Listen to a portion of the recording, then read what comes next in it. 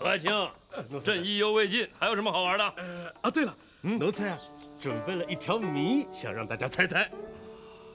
猜谜？对，这很有趣啊。您看，奴才已经备好了。这是一条哑谜。皇上您看啊，这是个信封，大家请看清楚。哗哗作响的是一些盐粒儿。信封的口呢，用一片茶叶封上了。那么谜底是什么呢？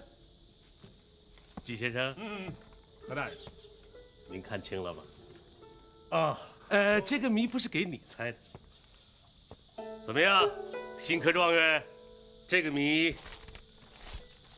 能猜出来吗？哦，哎，状元郎，小心哦，何大人要考你呢。多谢何大人。哑谜，耐人寻味啊。纪晓岚猜出来了吗？皇上，这个臣皇上，我想着所有的人当中，唯有季先生心知肚明啊。哈，纪晓岚的这智慧常常让朕妒忌啊。朕还没猜出来呢。我猜到了。祝君好。好啊，新科状元，把谜底说出来吧。这信封里仅有一点点盐，以茶叶封口，这暗示沿岸亏空，茶封。沿岸。何大人，猜对了吧？状元不愧是状元，猜的一点不差。老臣，这沿岸不是朕命你秘密查询的大案吗？皇上，拿着朝廷的大案当谜语来猜，未免太儿戏了吧？请皇上恕罪。是这样，奴才奉旨查办沿岸，发现两淮盐运使卢建增贪赃枉法，收贿赂。奴才到他家搜查时，发现卢家的财产已经被转移一空了。是谁走漏的风声啊？皇上圣明，一句就问到了点子上。奴才也琢磨是谁走漏的风声呢？在卢家，奴才就发现了这封信。这封信里里外外没有一个字，但是卢家人讲，这是季先生派人送的。纪晓岚，是你通风报信呢？臣罪该万死。那卢建增是臣的姻亲，为情为义，臣都要告诉他一声。皇上，先生，纪晓岚，你泄露朝廷机密，该当何罪啊？一律当斩。哼，纪晓岚，我看你真是活得腻味了。皇上，臣也有一物，也想打个哑谜。你是罪人，岂能出题啊？皇上，猜出哑谜，臣死而无憾；猜不出哑谜，臣死不瞑目。纪晓岚，你是真够无聊的。万岁，请容季先生出题。哈，还有人给你说情？好，你出题吧。谢皇上。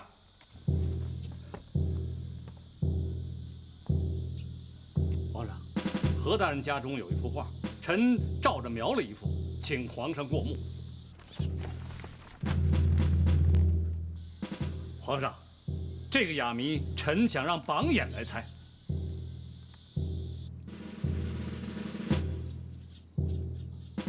纪晓岚，这幅画能有什么哑谜？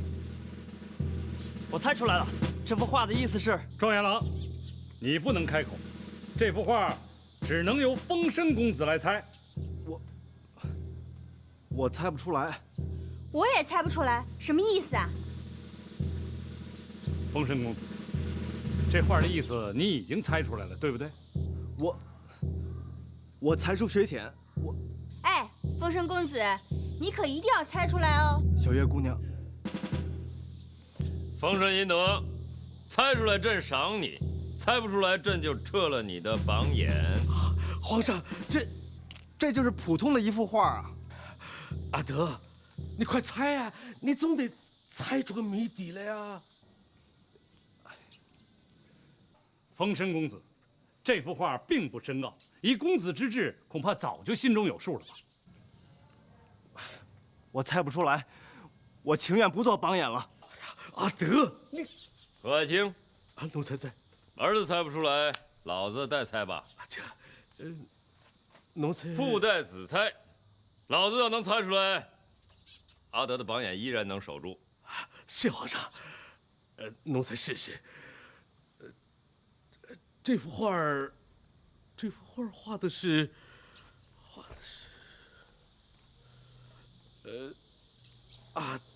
这梅花吧？这个梅花它代表什么呀？何大人，您这是怎么了？自己亲手画的画也说不出来了？何大人，这画原来是你画的。哟呵，何爱卿啊，这幅画是你画的，富画子猜人间佳话呀。阿德，那你说说令尊这幅画有何含义啊？这梅饭10万。好，公子猜出来了。梅饭10万，和珅这什么意思啊？回皇上，这没什么意思的，奴才凑巧画了这些东西以示礼佛之心呢。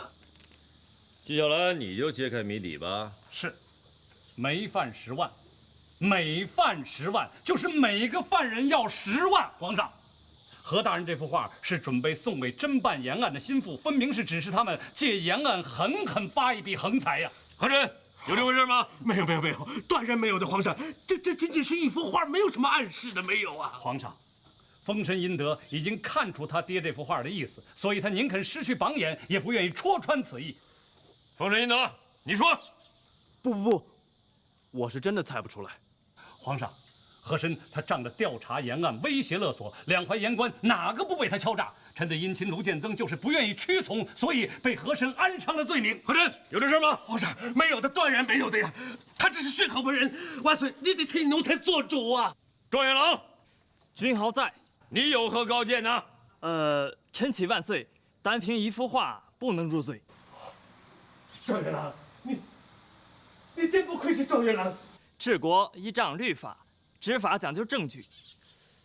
如果单凭一幅画就牵强附会，判定大臣有罪，恐怕人心惶惶，大臣们不敢吟诗作画，更不敢执行公务了。言之有理。和珅，这赦你无罪。哎呀，万岁英明，谢皇上。先生，这个状元郎怎么回事啊？怎么帮和珅说话？皇上，您别忘了，纪云通风报信，证据确凿，应该定罪。状元郎，你还有何高见呢？万岁如果不能凭一幅画就定何大人索贿之罪，那更不能凭一个信封就定纪大人通风报信之罪啊！言之有理。纪晓岚，臣在，朕也赦你无罪。谢皇上。都坐下吧。谢皇上。何大人，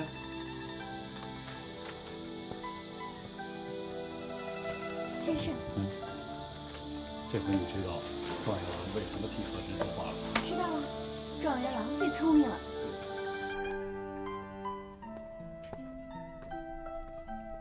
哟，状元公回来啦！状元公回来了，快点，大家都急死了，快点！谁呀？谁好了，谁幸福了？大娘，快点，人都等着呢！来了！哟，多俊气小伙子呀，多漂亮，真是的。大娘啊，这全是您的亲戚。什么亲戚啊？都是媒婆。媒婆？我寻思着，你中了状元了，啥都不缺，就缺个媳妇儿。媳妇？放心吧，我放出风声去了。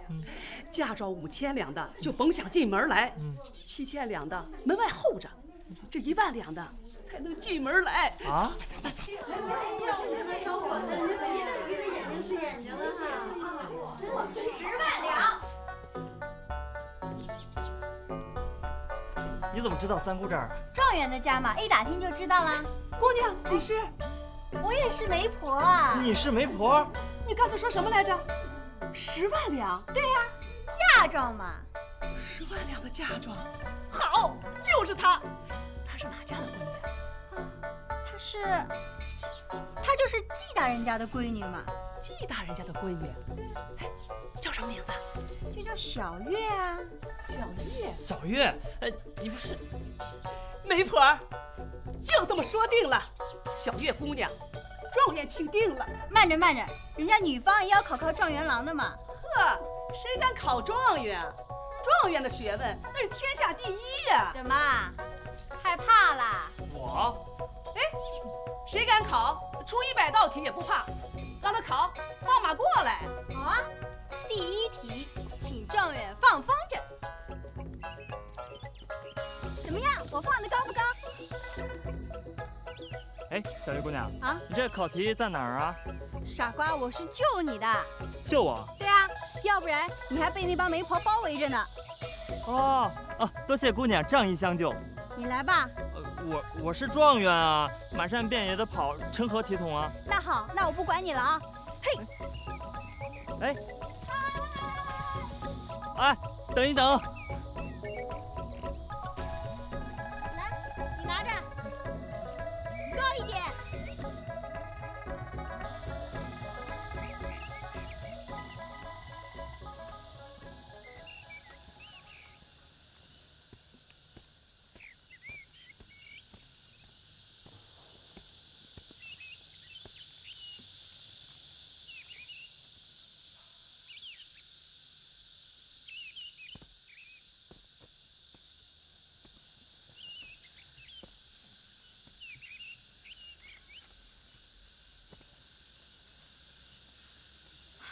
万岁，你怎么来了？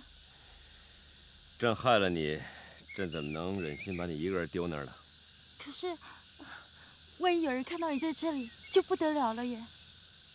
在这荒野之地，有谁能认识朕呢？哎，状元，小月，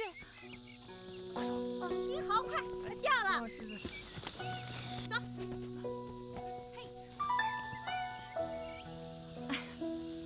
堂堂一国之君，你会怕被人瞧见啊？我是怕人知道了你肚子里的孩子是朕的，那就完了。啊！第一个饶不了你的就是太后。太后，当年雍正先帝也认识一个汉家的女子，激怒了康熙爷，几乎斩了先帝啊。幸亏太后百般求情，才饶过了先帝一命啊。那位少女呢？被赐死了。莫愁啊，朕不能让你受到一点伤害。我绝对不会说出去，绝对没有人知道孩子的爹是谁。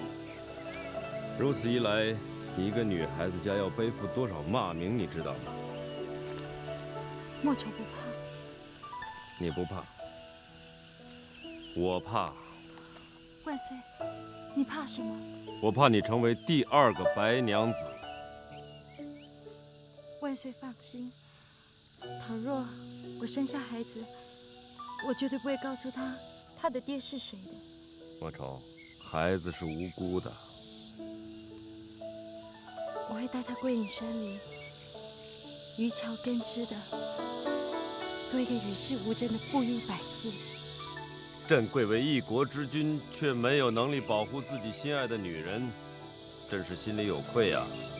只要万岁好好治理国家，莫愁就一愿满足了。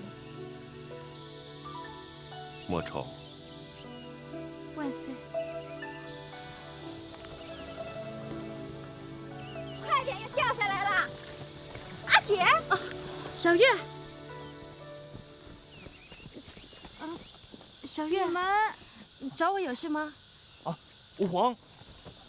起来，起来，起来！此地人多，不要声张。万岁宇乃千金之躯，岂能轻易出宫？此地龙蛇混杂，请万岁速速回宫。知道了，知道了。朕找莫愁有事。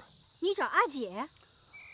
是啊，万岁他找我有事。太后都放过阿姐了，万岁还来追究吗？小月，小月，万岁，你忘了我阿姐还救过你的命呢，皇家连句感谢的话都没有。今天阿姐出事了，你就来兴师问罪。小月，这个事情是这样的，你听我说。这个事儿能怪阿姐吗？要怪就怪那个王八蛋。哪个王八蛋？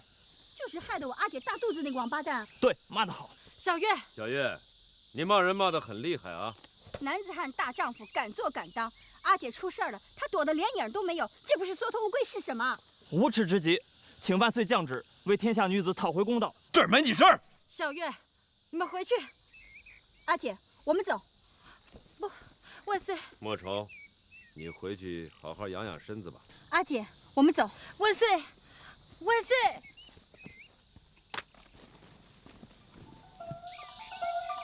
这你也去吧，朕不想看见你。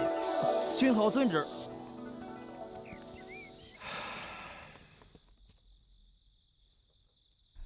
人家和珅的儿子登台献艺，你上去凑什么热闹？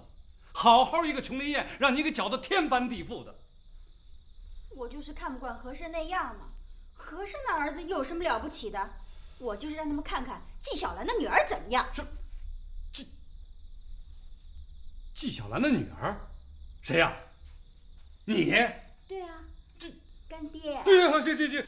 我本来不打算认你做干爹的，可是我觉得你一个人太寂寞、太孤单了，算了，认了吧。干爹，坐吧。哎呀，行了，我这鸡皮疙瘩都起来了。你不打算认我，你也不问问我打不打算认你这个干女儿呢？再说了，我有这么老吗？你去问问人家左邻右舍，人家都说我是你哥哥。小月啊，先生说的是，和珅这种人，我们现在不宜得罪他。哼，你们都怕他，我就不怕。你不怕？你知道和珅什么人呢？军机大臣，一品大员。我要经常和他在一起商量国家的大事儿。我不愿意为这些鸡毛蒜皮的事儿老是跟他对着干嘛。先生的话我听不懂，我只知道和珅是个大奸臣。哼，你就等着吧。和珅呢，是迟早是要报复的。真是人越老胆越小。这人越老，你懿旨到，纪晓岚接懿旨。臣纪晓岚接旨。太后懿旨，哀家接军机大臣和珅参奏，莫愁不守妇道，草堂名声扫地。此皆纪晓岚治下不严之过。直到之日，罚俸1年，以示惩戒，钦此。臣领旨谢恩。有劳公公了。纪先生，太后为莫愁的事儿可火着呢，您小心着点儿。谢公公提醒。告辞。不送了。唉，看见了吧？和珅这报复，这就算来喽。纪先生啊，都是莫愁而受，莫愁连累先生。嗨，这算什么呀？这只是开始。和珅的毒招啊，陆续还会到的。这都是莫愁惹的祸，莫愁愧对先生。莫愁，你可千万别这么想。这罚俸1年算什么呀？就算是摘掉我的顶戴花翎，纪晓岚也一定会保护好莫愁的。先生，莫愁，阿姐，还有我保护你呢。对。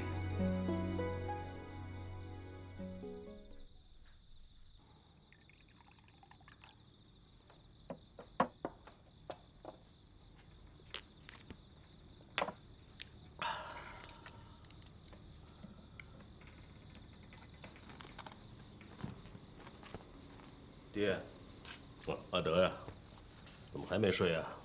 都3更天了。孩儿睡不着啊。怎么了？琼林宴情形，孩儿历历在目。我也是，我永远忘不了这个宴会。孩儿更是刻骨铭心。这都是那个纪晓岚捣的鬼。纪晓岚，他做了什么，孩儿不知道。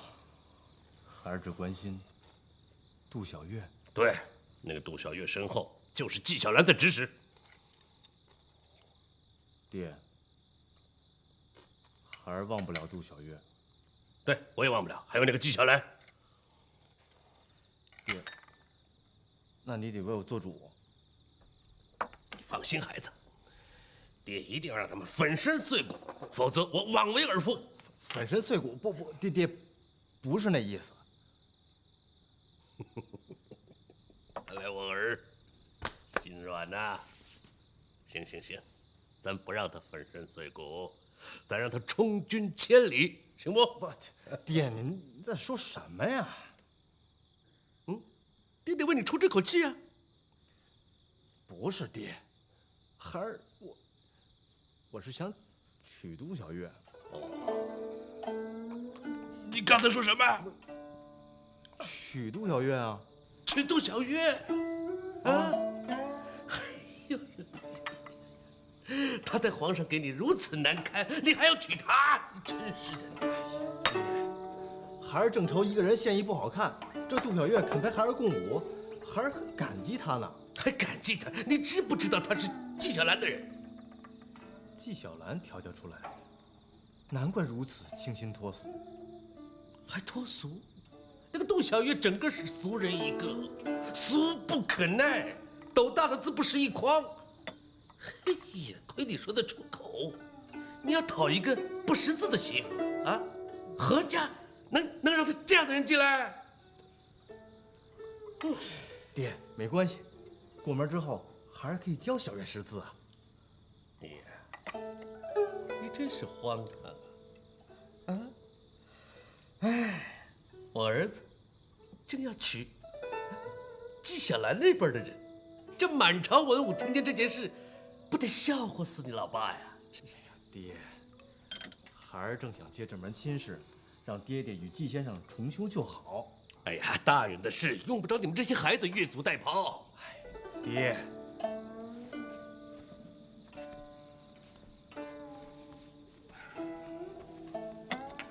阿德呀，不是爹说你，这天底下好姑娘有的是，哪个不比那个杜小月强啊？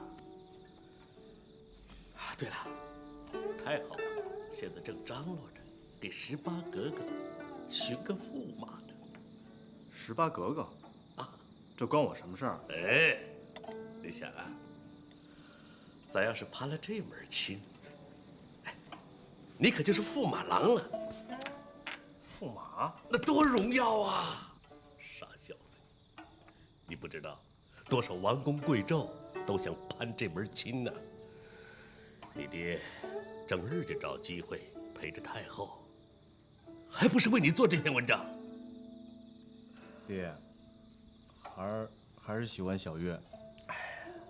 你好好想想啊，一个格格，一个小月，一个天上，一个地下，你该怎么选择？不错啊，一个在天上，孩儿当然要天上那个了。到底是我的儿子，没错，这就对了。爹，月亮不就在天上吗？小月就在天上走啊。你怎么这么死心眼儿呢？阿德，我告诉你，你这门亲，爹说了算。爹，明天我就带你进宫见太后。就是见了太后，孩儿也会顶撞的。我看你敢！孩儿非小月不娶。哼！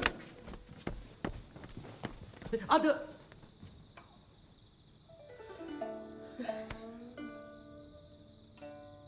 纪晓岚，我跟你没完！你跟我儿子生美人计！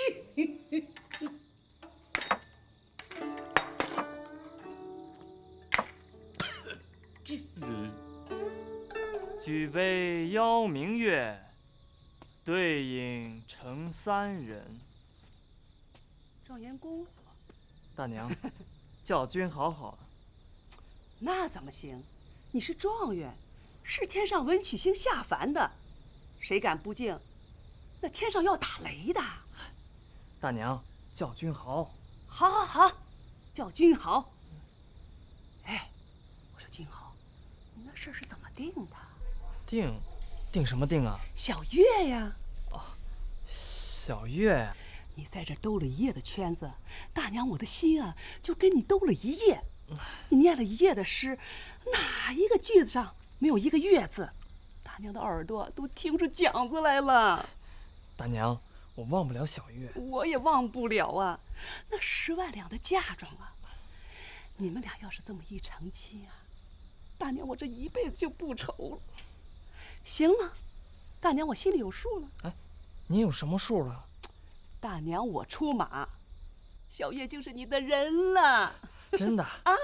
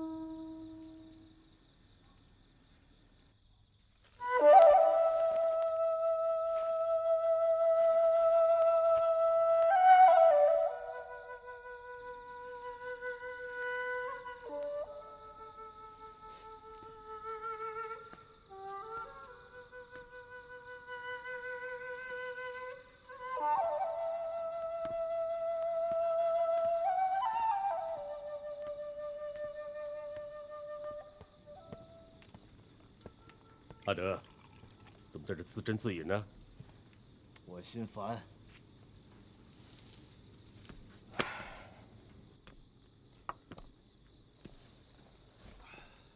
怎么？爹听说你要从军？福康安西征大漠，孩儿愿为马前卒。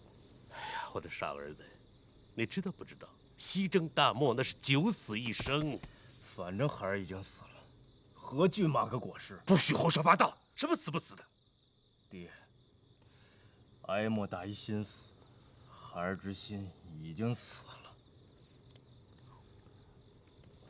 阿德呀，你到底要什么呀？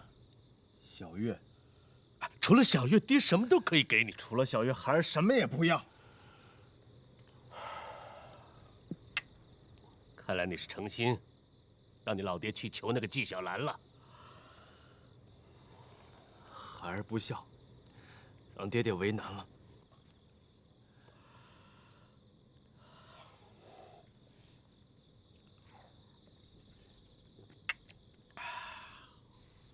爸，爹，为了儿子，就求那个纪晓岚一回。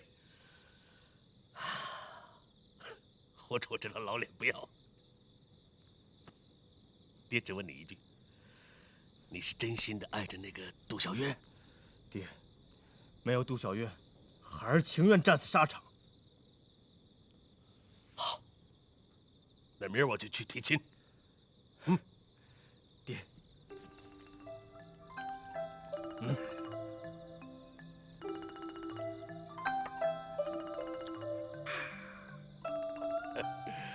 别说一个杜小月，就是天上的星星，只要我儿子要，爹要想方设法把它摘下来啊！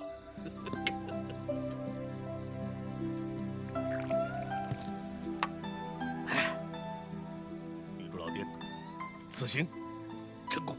谢谢爹。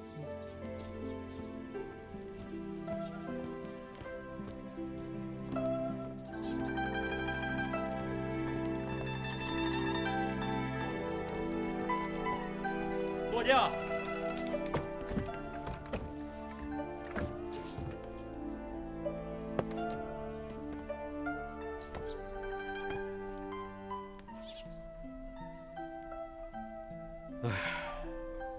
可怜天下父母心啊！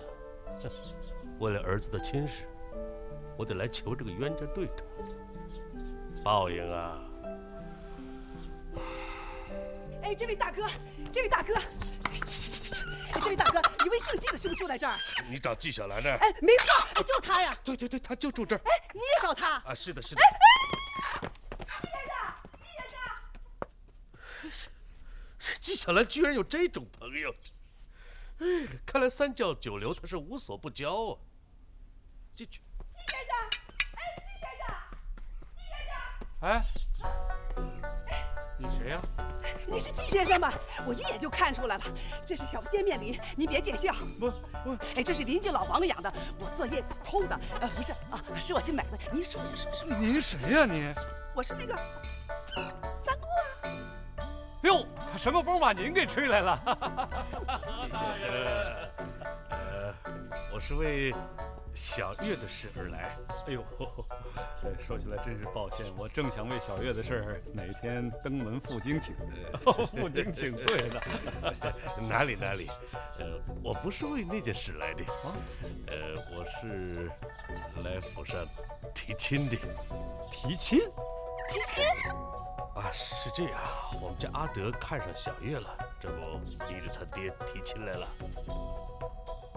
你何家想娶小月过门？哎，老头儿，老头儿，你提亲拿什么聘礼来了？哪有像你这样提亲的？哎，我说这位那个什么姑啊，您是来干什么的？我也是来提亲的。你也是来提亲的？啊，提亲？我可不是空着手来的，我是人到礼到，礼到心到。不，您先把这鸡放下。啊，好。您是走错门了吧？您找哪家姑娘啊？还有谁呀？小月姑娘。小月，小月啊，哎，这可是受天无人耕，耕开有人争啊！好了，季先生，咱们言归正传吧。啊，这门亲事，你到底意下如何？这个嘛……得了，一边凉快去！我这正提着呢，你拆什么乱呢？放肆！放我！你放我也放，有什么好怕的？咱们做事儿总得有个先来后到吧？咱们2个人谁先进的门？你知道是我，你就给我闭嘴！哎，何大人，这可真是秀才遇上兵，有理都说不清。别着急，我先把他打发走啊。好了，那你快点啊！这位大嫂啊，你是给谁来提亲的？我大侄子。哦，你大侄子是种田的还是放牛的？读书的。今科有功名吗？功名？你儿子这次考了第几名啊？高中榜眼。榜眼儿？那才第2名呢，那小月姑娘哪能嫁？那令侄又是何许人也啊？状元。状元，祝君豪啊！哎呦，那您是他的？我呀，说儿子呢，他不是儿子；说不是儿子呢，他比儿子亲。这你懂了吧？哎呀，那失敬，失敬。行了，你可以走了。季先生，若能预成此事，何府之中所有的古董任君选择。哎，古董？哎，我家也有啊。你家有什么古董啊？我家有那个古的，全是古诗，孔子写的。还孔子写的？季先生，你听听，不知你意下如何啊？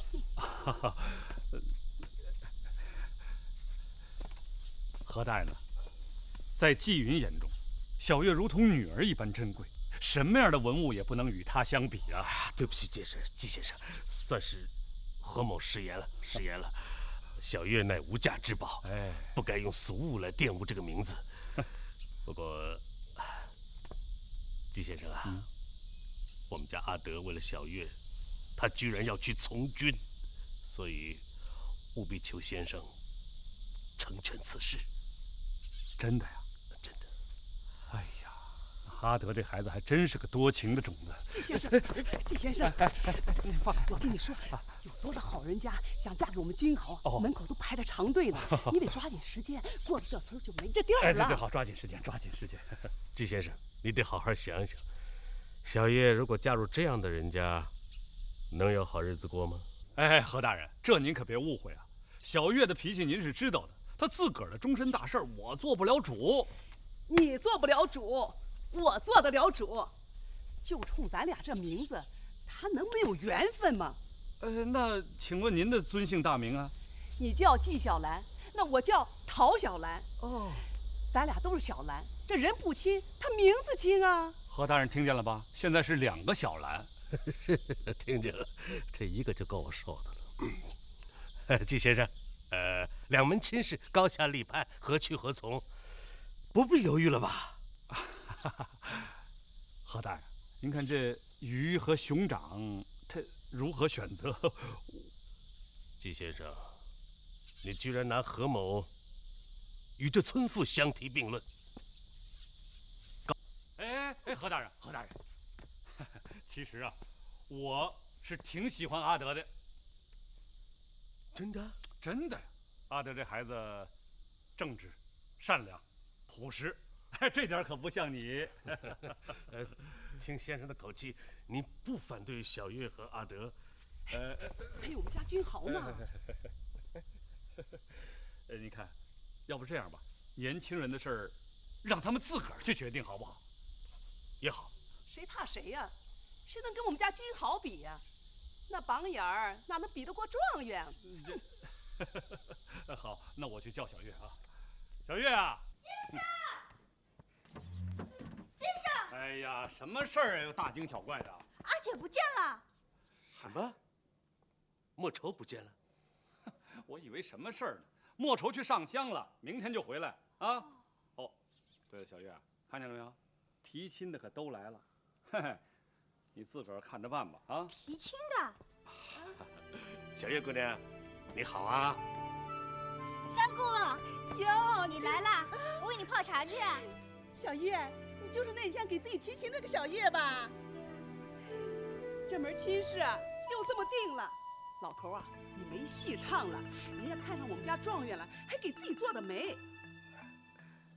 小月姑娘，你还记得吗？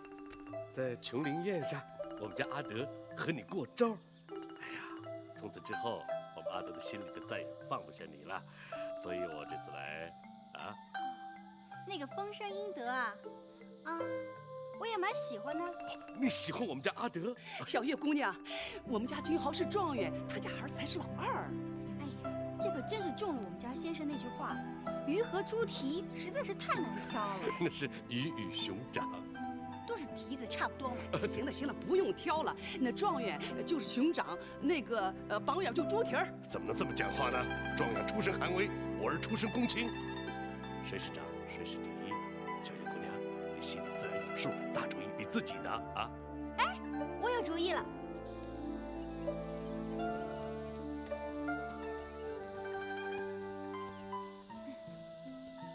人家招亲呢都是抛绣球，我呀出考题。啊，考什么呀？小月，你出题吧。你们两个谁把我的名字写得最高，谁就赢了。小月，看我的。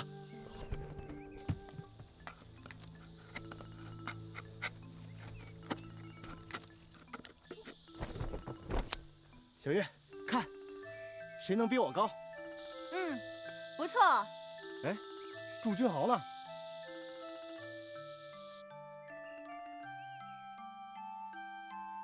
怎么样，比你高吧？放一个风筝，他根本没想到这风筝也算。阿德呀，为了夺到小月，什么都得想到啊。哟，何大人，季先生啊。我忽然想起一件事要跟你说呀，请啊。昨天的比赛，小月来出题，这不太公平啊。那再比一次，由何大人出题，你看如何？好啊，那就这样。这是琉璃厂，你们两个各选一样东西，作为送给小月姑娘的聘礼。谁选的最贵，谁就为胜者。怎么样？比钱？何大人，这不公平，谁有你家有钱啊？哎，这不是钱不钱的事，这道题啊，主要考的他们两个人的学问和眼光啊。考学问和眼光。哎，好，这道题出得好，季先生首肯了。阿德，快去！状元郎，快去嘛！哎呀，我全身的钱在琉璃厂买个瓦片都不够，着急有什么用啊？那就别比了，皇上也比不过何家呀。比学问，比眼力，又不是比脚力，跑得快有什么用？哎，跟我来。何大人，此题一出，你们家阿德是必操胜券啊！那倒未必。胜负其次，主要是得公平嘛。啊，好一个公平！哎，何大人啊，您看，旁边就有一座公平茶楼，我们两个上去喝杯茶如何？上去坐坐，也好。哎呀，说来真是，为了儿女事，忙煞白头人呐。哎，走吧。难得呀，何大人。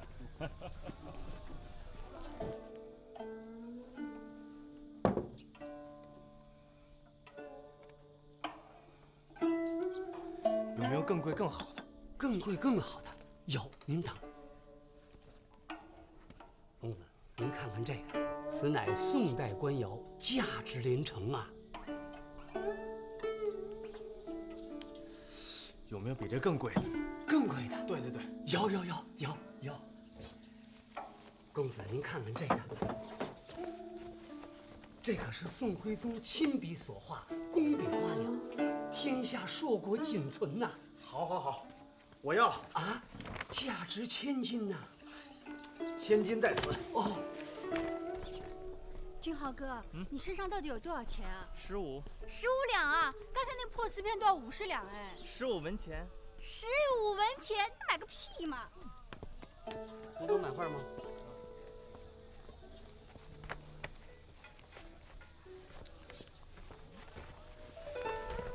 总卖了10文钱一张。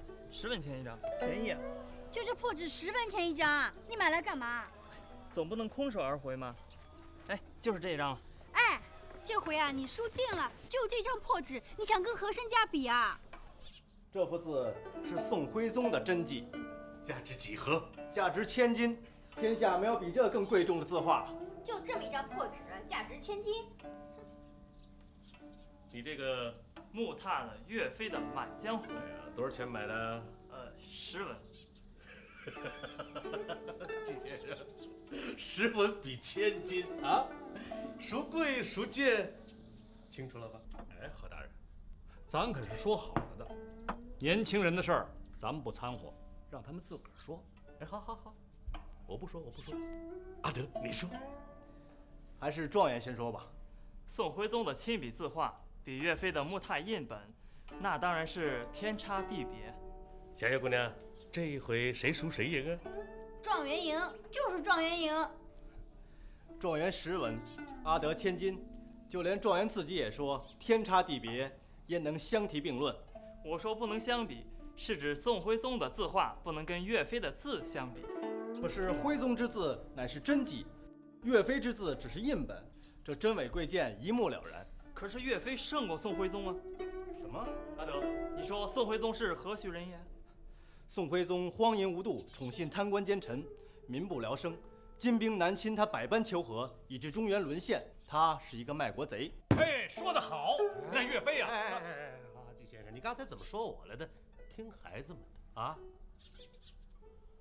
请问君豪兄，岳飞是何许人也？一代名将，精忠报国，民族英雄，千古传颂。好，岳飞是英雄，徽宗是卖国贼。请问何大人，这2人何者高贵，何者卑鄙呀？我们现在说的是字画，不是说人啊，就谈字画。阿德，你说说，徽宗的字画如何？徽宗之画深宫所藏，人间珍品。君豪，那你说说岳飞的字如何？岳飞一手《满江红》，千古传颂，永远激励后辈儿孙。君豪说得好。好，嘿，状元说得好。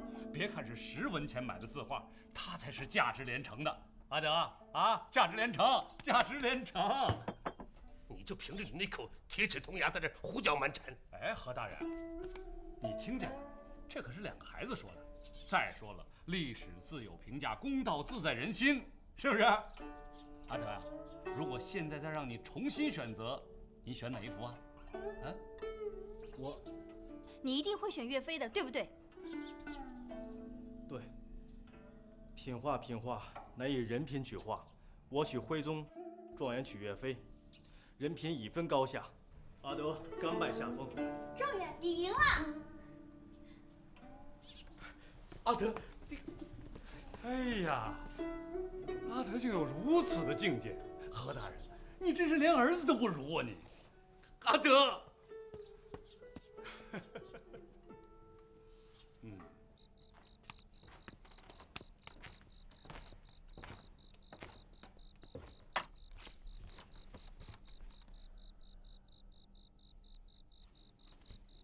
来人啊！万岁爷有何吩咐？备轿。万岁爷，夜已深了，宫门已禁，可不能外出啊！叫你备轿你就备轿，在当哥之前砍了你！这。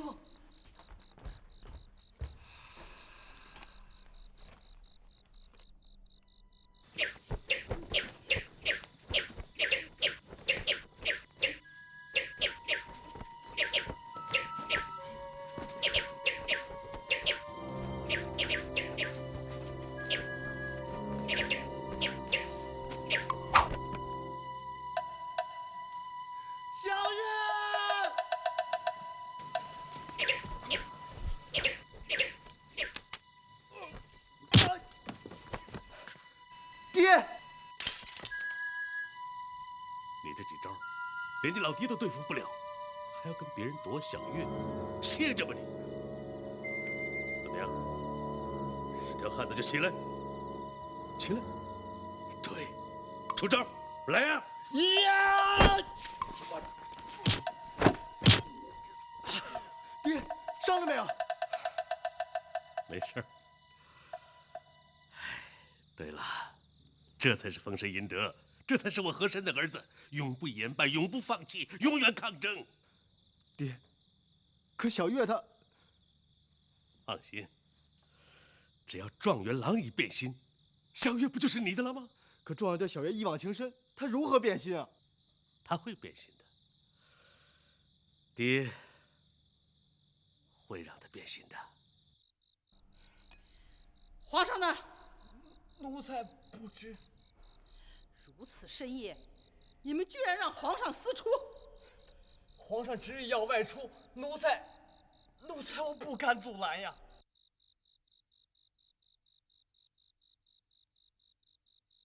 谁有这么大的魅力，居然让皇上这么深夜私出？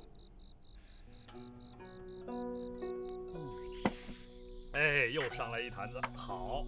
哎，皇上，季先生，朕不能再喝了。哎，再喝一杯。哎，不喝了，不喝了。这酒可是莫愁亲手酿造的美酒。啊，莫愁亲手酿造的？是啊。那就喝一杯。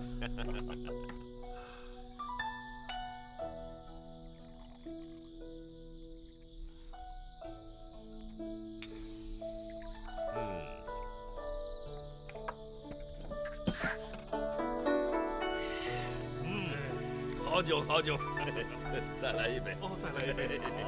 好酒。啊。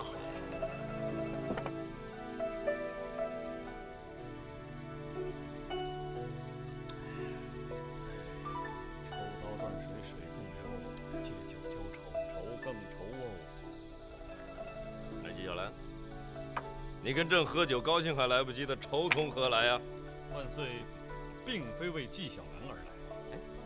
这不是阅微草堂吗？朕来看的不是纪晓岚，难道还有别人不成？莫愁。朕和莫愁、小月情同手足，这么多年来出生入死啊。那皇上关心的就是另外一个人了。哎，朕来这阅微草堂，除了看你们三个人，难道还有第四个人吗？莫愁肚子里的孩子呀。纪晓岚，这话里有意思啊。皇上，你我君臣一场，有时候皇上把臣当朋友一样。今儿个咱们就说点朋友之间的话，不必遮遮掩掩。作为一个父亲，关心自己的孩子，这是天经地义的。纪晓岚，此话欠分寸吧？你是说朕和莫愁有点儿？纪先生看出什么来了？莫愁他宁肯得罪太后，也不愿意说出孩子他爹是谁。谁能令莫愁这样的痴情呢？他的心上人是谁？臣能看不出来吗？皇上，纪晓岚呐，你这份聪明早晚得害死你。纪晓岚早将自己的生死置之度外，难道皇上您忍心将自己孩子的生死也置之度外？孩子的生死啊！皇上，莫愁独自一个人在外，生下来孩子谁来照顾？万一要有个三长两短，皇上您会抱憾终生。纪晓岚，莫愁他现在能在哪儿呢？我真的不知道。太后下旨谴责纪晓岚，莫愁一直内疚，觉得连累了我。他悄悄地走了，去哪儿怎么会告诉我呢？纪晓岚，你不是足智多谋吗？你就不能想想办法？现在要找到莫愁的只能有一个人。谁呀？皇上您呢？朕怎么知道他上哪儿去了？皇上您是一国天子，要想找一个人还不容易吗？纪晓岚，你有什么主意就出，哪这么多废话？皇上，莫愁为您忍受了多少骂名，难道您就不能为他做点什么吗？臣万岁。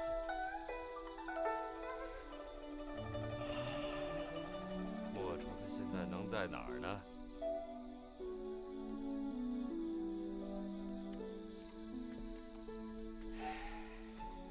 臣恭送皇上。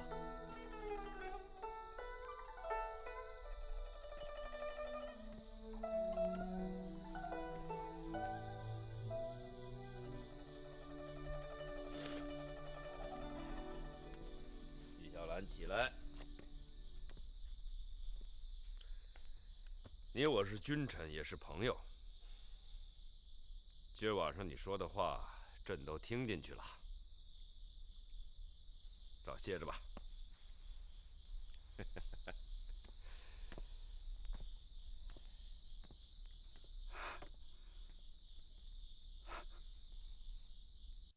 皇上要找莫愁，这是何故？你少来这套！你会不知道朕和莫愁的事儿？奴才真的不知道。说实话。奴才有那么一点耳闻。哎，你看看，人家纪晓岚有什么就说什么。你明明就知道朕和莫愁的事儿，你还装着不知道。怪不得人家说你是老奸巨猾呢。皇上说的是，奴才是知道那么一点点儿，但是看见您为莫愁的事着急，可我一时半会儿我又使不上劲，我不知道该说什么好。皇上您千万体谅奴才。皇上，奴才有罪。和珅，马上派人到京城里去查。我看莫愁现在还在京城里。皇上，别急，听奴才跟您慢慢说。依奴才见，皇上应该成全莫愁啊。何爱卿此言何意啊？皇上，您不妨好好想想，莫愁他为什么突然失踪了？那是他深明大义，生怕给皇上您添麻烦呢。莫愁这片苦心，皇上您不该成全吗？莫愁确实为朕受苦了，朕若是不能照顾他，就是无情无义，枉为人君呐！哎呀，皇上严重了，恕奴才斗胆直言。皇上，您可不能引火烧身呐！莫愁是火，不是这个意思。奴才是想说，说这话有点大不敬了。不过想必皇上会原谅奴才的。奴才觉得现在太后是火呀。太后是火。是的，太后为了莫愁的事大为震怒。现在莫愁突然自己失踪了，朕可以平息这场风波呀。可是现在，您要把他找回来，纸就包不住火了。太后一旦知道，您想想这后果，您想想。何爱卿，此言有理啊，只是言出无情。东边日出西边雨，倒是无情却有情。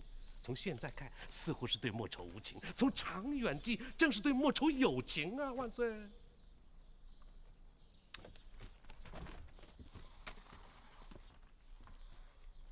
和珅，马上派人去找莫愁，一刻都不要耽误。哎呀，皇上，你看刚才奴才说了半天，您这儿，朕不能对不起莫愁啊！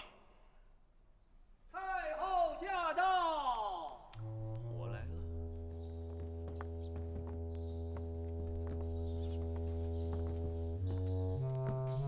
儿皇见过皇阿娘。奴才和珅给太后老佛爷请安。起来吧。谢老佛爷。皇上一大早就把何大人招进宫来，有什么要紧的事儿啊？和珅有公务禀奏啊。是的。我看不是公事，是私事，对吗？皇上为了这件私事，深夜微服出宫，真辛苦啊！和珅，皇上要你为他解围，我看你又有什么说辞啊？他这个事，他这个其实见不得人，对吗？哎呦，瞧您说的，太后老佛爷，皇上整日为国事操劳，怎么会做出见不得人的事嘛？啊，好啊，你说出来听一听，到底是什么事儿？回太后，这可是一桩大喜事啊！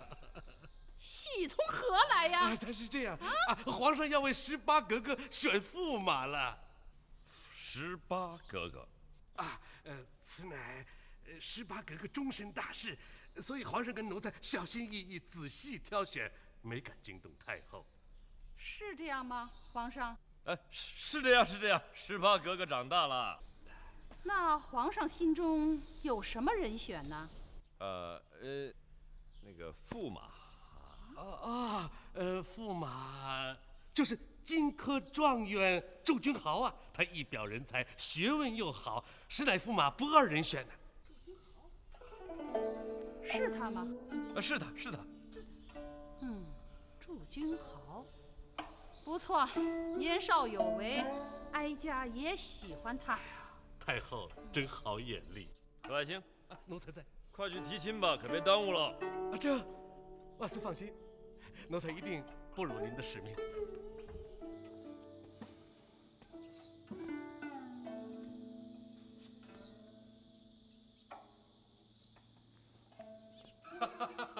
天助我也，真是天助我也呀！哎呦，阿德，天也助你呀！哎呀，这回呀，那个状元郎，他非变心不可。爹，这到底怎么回事？哎呀，这回啊，没有人再跟你抢小月姑娘了。哦，祝君豪肯娶18格格了？当然了，娶了18格格就是当朝驸马，傻瓜才不干。孩儿就不愿娶什么格格。所以啊，你就是个小傻瓜。格格焉能与小月相比？可祝君豪不会这样想的，爹已经查过了。祝君豪家3代读书，一届不一，上溯18代没有一个做官的，9族亲友没有一个有钱的。如此精品。是啊。所以现在有这么一个好机会，麻雀飞上枝头，哎，一下子变了凤凰。所以祝君豪一定会舍小月而救格格。那小月姑娘，那小月姑娘就是我的了。当然了。哎，想来也挺可惜的呀。说实话，原来做驸马这个机会，爹是留给你的。现在便宜了这小子。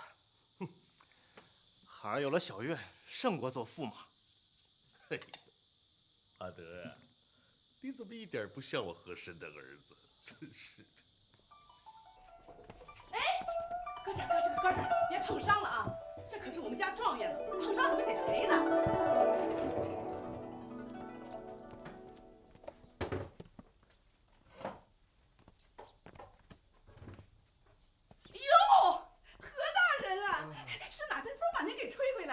三姑，你知道我是谁啦？我们君豪回来告诉我了，说您是天下第1大贪官儿。哦，你看看我，说您是天下第1大官儿。那天我是有眼不识泰山，您宰相肚里能乘船，别跟我这乡下老婆子一般见识。何大人，您坐啊！哎呀，来，哎呦，哎，何大人坐。坐。不了，我这个人习惯站着。那您喝茶吧。啊，也好。哎呦，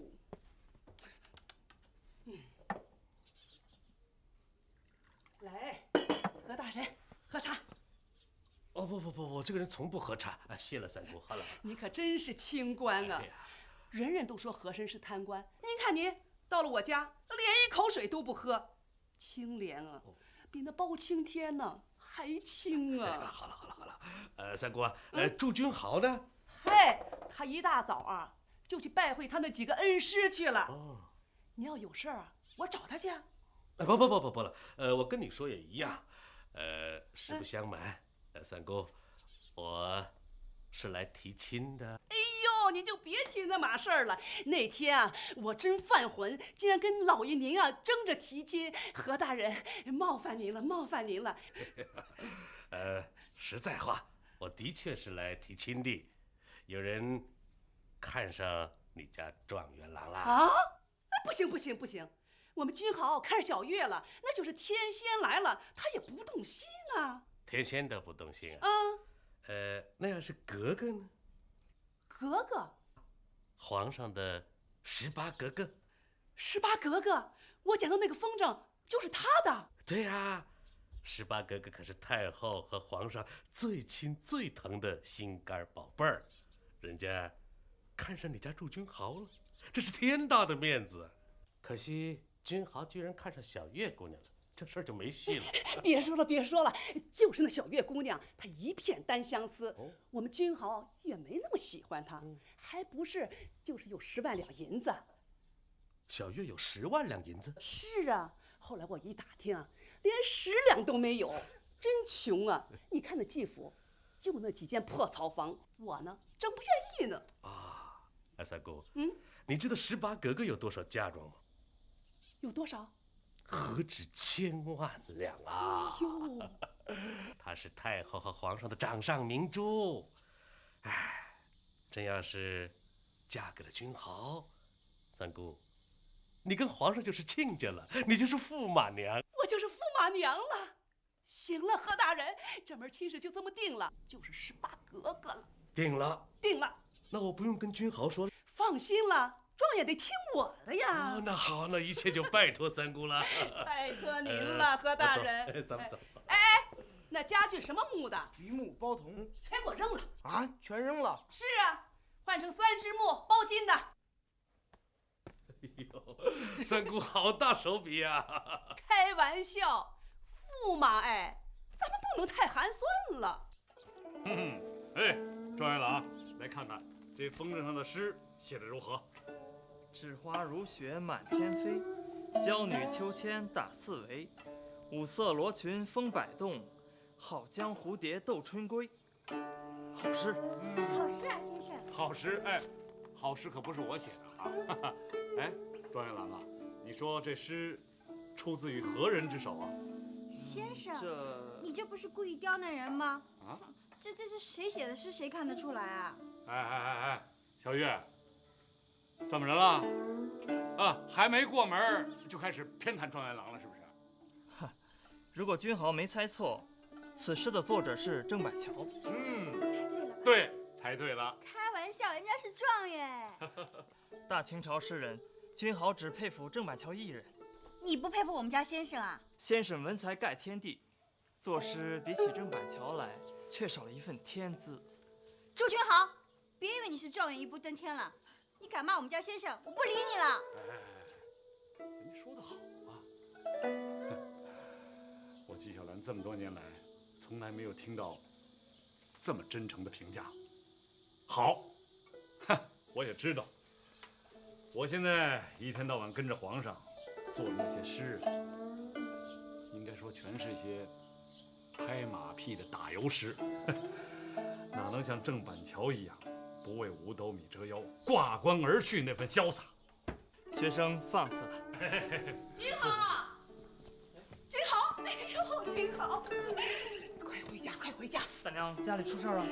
出事了，出大事了，出大喜事儿了！大喜事儿？是啊，和珅何大人来提亲了，那18格格看上你了啊！18格格啊！这和珅又出新招了啊！孩子娶了18格格，你又是状元又是驸马，谁敢惹你呀？纪晓岚，你说呢？不敢，我也不敢。三姑，你少来啊！小月姑娘，不是我们贪图富贵，实在是你呀，配不上我们家状元。先生，哎呀，你看这个小月啊，这眼睛一眨，这凤凰就变成了小麻雀了啊！哎，配不上人家就配不上人家嘛，算了吧就。大娘，回去告诉何大人，我祝君豪非小月不娶。三姑，你听见没有啊？状元哎，我大侄子，这算盘会不会打呀？那是格格哎，哪个男人不想娶啊？纪先生，你说呢？三姑啊，这年轻人的事我管不着啊，我可管不着。纪先生，拿着。吃人嘴软，拿人手短，你也帮我劝劝这孩子。哦，哎呀，我纪晓岚这辈子也算是收了回惠啊。这攀龙附凤，人生美梦。我纪晓岚这辈子呀，就想娶个什么格格啊，可是我想了一辈子，到头来是白了少年头，空悲切。哎，状元郎要引以为戒哟。先生，你说什么呢？戒什么戒啊？纪先生把祝君豪看成什么人了？哎，荣华富贵唾手可得，状元你就不动心吗？状元加驸马，你不要才叫傻呢。状元是凭真本事考来的，君豪问心无愧；驸马是从天上掉下来的，君豪绝不稀罕。君豪哥说得好。状元哎，你怎么一点面子都不给皇帝呀？季先生拿了我的钱也不帮帮腔。那就是啊，哎，状元郎你得想清楚啊，皇上是如此看重你，不惜下嫁格格。你要是拒绝了皇上，恐怕你以后没什么好日子过哟。这是啊，这皇上是好惹的吗？你不当驸马，就得做牛做马。皇上，君豪哥，季先生说的都是真的哦。季先生，倘若君豪已有夫人，格格就不会下嫁了吧？夫人，你有夫人了。季先生，请为我和小月主婚。朱君豪，你不后悔？君豪不悔。状元哎，你疯了！皇亲国戚你不做，你偏偏娶那么小丫头。大娘，回去告诉何大人，君豪要成亲了，不能娶格格了。你，头晕儿！坐。哎呀，何大人，我怎么向你交代呀？哎呀，这好办。大娘，我写一首诗，你回去交给何大人，他会明白君豪一片苦心的。我这驸马娘是大成。哎，对，这个驸马娘，哦不，三姑啊，您看，我这事儿也没办成，这会银得给您退回去。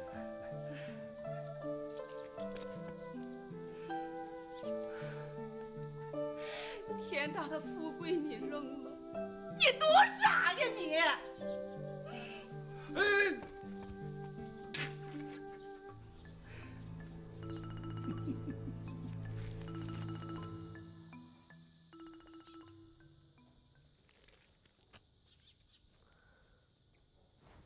怎么样？看完了吧？我原以为这天底下只有我儿子最傻，谁知道那个祝君豪跟你也差不多。哼，他竟然把18格格这样一朵富贵花当成野草了。不一样，完全不一样。孩儿生在何家，乃公亲之后，富贵早已天注定。可祝君豪可不一样，虽中状元，却家境贫寒，舍驸马而不为。他的牺牲比孩儿还大。哎呀，要不我怎么说他比你还傻呢？真是书呆子，成不了大器。不，祝君豪钟情小月，放着大富大贵不要。他的用情比我深呢。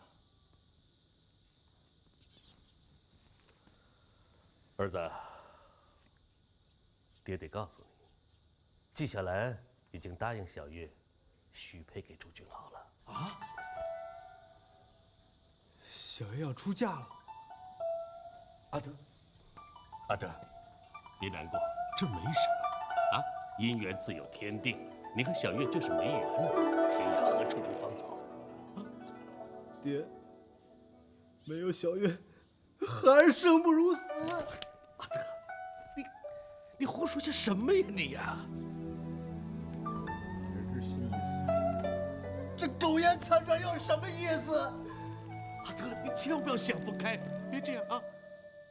只恨我考了个榜眼，小月喜欢的却是状元啊！阿德，你听爹说，小月就要出嫁了，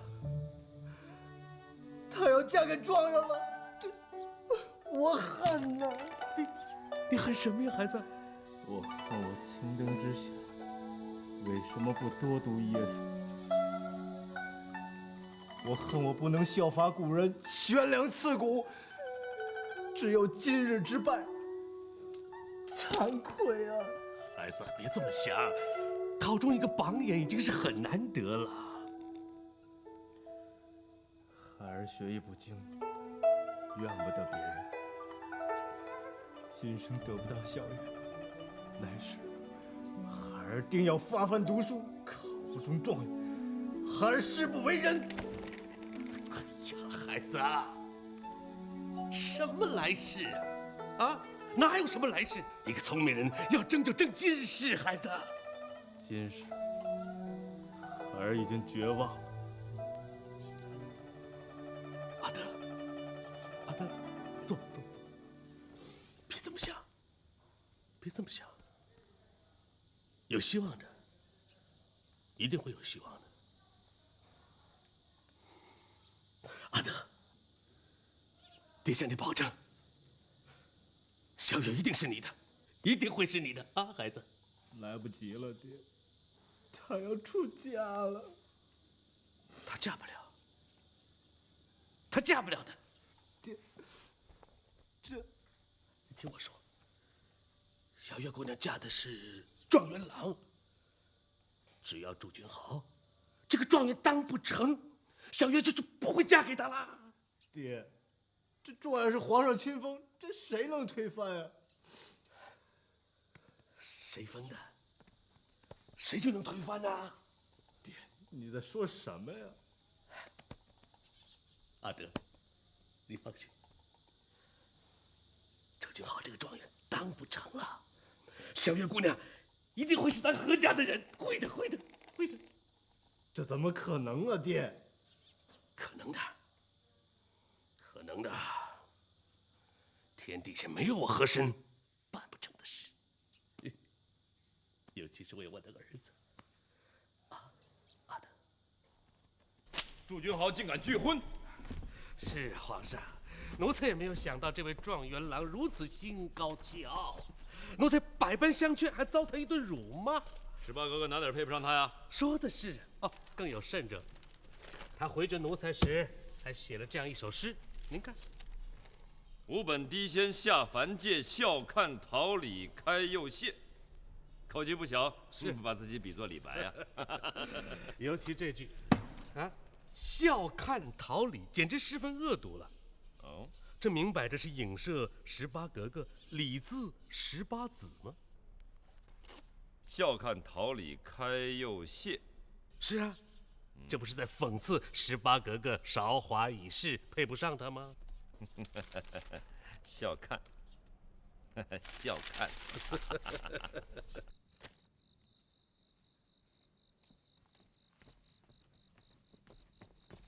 哎，我说季先生啊，这状元郎娶亲可是人生大事啊，你就这么穷对付啊？连个要饭都比你讲究啊！哎，这可是人家状元郎的意思啊，要快要简单，免得夜长梦多呀。无媒不成亲，你连媒婆钱都省了，这多寒碜啊！哎，三姑，你不就是个现成的媒婆吗？我啊，不敢当。嘿，你看看，你看看，你呀，平时是这么心疼状元郎，今天你就为他当回媒婆不行啊？哎，状元要是娶了格格，不要说当媒婆了，就抬轿子我都干。这不是娶小月吗？我这心里头不舒服。哎，我们小月也不错呀，你忘了最早可是你到这儿来替君豪向小月提亲的。那是从前，小月姑娘再好，她也不是格格呀。你看，那真是癞蛤蟆比水牛，没法比。哎呀，行了行了行了，哎，我说媒婆啊，人家新人要出来了，你该去干活了。哎，去吧。良辰吉时已到，新郎新娘拜天地。三姑，高兴。良辰吉时已到，新郎新娘拜天地。真是。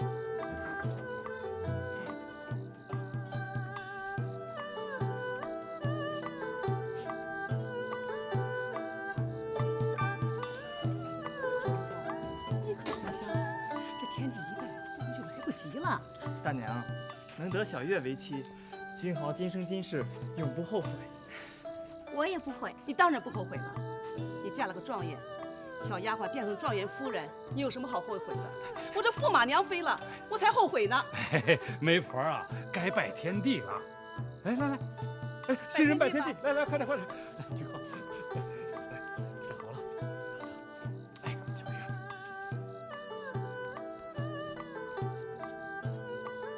新郎新娘，一拜天地，二拜高堂。的高堂何在？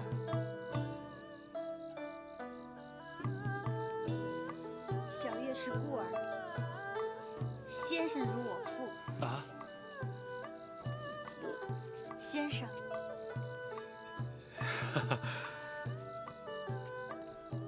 小月，我其实一直想当你的哥哥。好，我就当回高堂吧。干爹，请坐。真成了干爹了。状元也没有父母啊？状元有娘，义母在上，请受孩儿一拜。我是干娘。哎，挺好的呀，给状元当干娘多好啊！你看我是小月的干爹，你是状元的干娘，咱们俩干到一块儿了。来，坐吧，坐。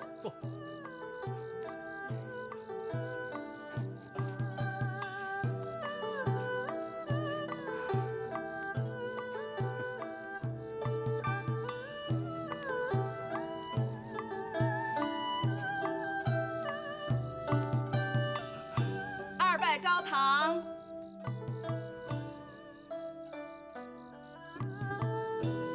新郎新娘夫妻对拜。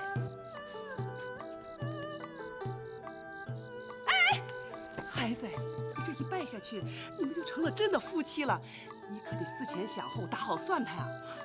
干娘，你就成全我和小月吧。天要下雨，娘一家人，明白。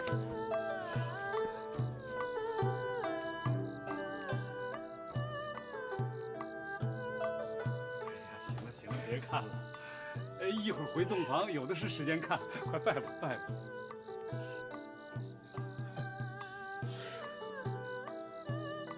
干爹，你哭了？没，我是高兴，你们拜。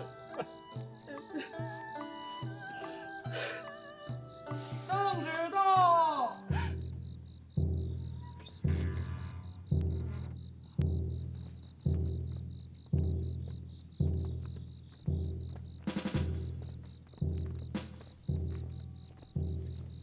季先生，这就是你的不是。这么一件大喜事，怎么不事先跟何某说一声？幸亏我来的不算太晚，否则再迟一步，小月姑娘，你就会抱恨终生了。祝君豪接旨。君豪接旨。奉天承运，皇帝诏曰：祝君豪侮辱格格，目无皇室，只到之日，革去状元一职，罢为庶民。钦此。君豪怎么了？状元没了。我不还了。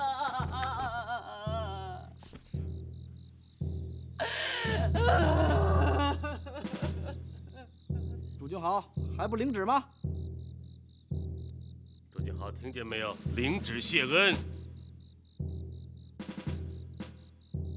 怎么？你想抗旨吗？